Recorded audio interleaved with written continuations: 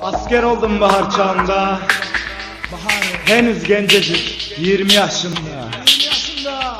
Bu bayram yokum belki ama vatan borcu bu, kutsaldır. Elbet gelirim bir gün, gelirim annem. Asker oldum gidiyorum ben anne. Şimdi sen bana hakkını helal eyle.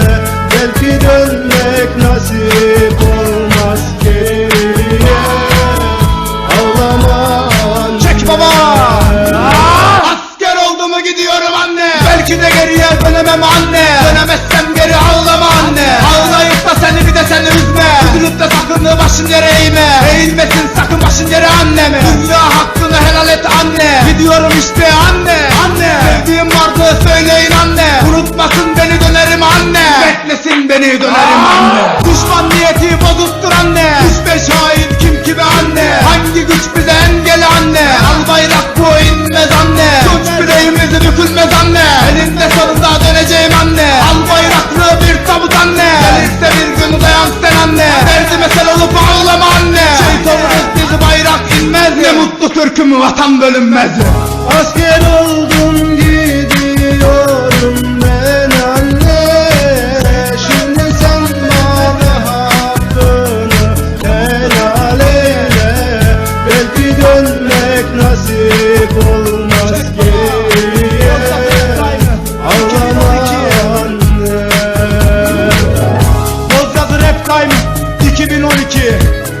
Ne mutlu Türk'üm diyene, ne mutlu Türk'üm diyene, ne mutlu Türk'üm diyene, ne mutlu Türk'üm diyene, ne mutlu Türk'üm diyene, ne mutlu Türk'üm diyene.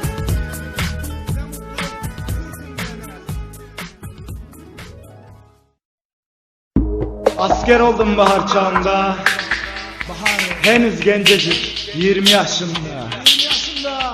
Bu bayram yokum belki ama vatan borcu bu, kutsaldır. Elbet gelirim bir gün, gelirim annem. Asker oldum gidiyorum ben anne. Şimdi sen bana hakkını helal eyle. Belki dönmek nasip olmaz geriye. Ağlama anne. Çek baba! Asker oldu mu gidiyorum anne. Belki de geriye dönemem anne. Dönemezsem geri ağlama anne. Ağlayıp da seni bir de seni üzme. Üzülüp de sakın başın yere eğme.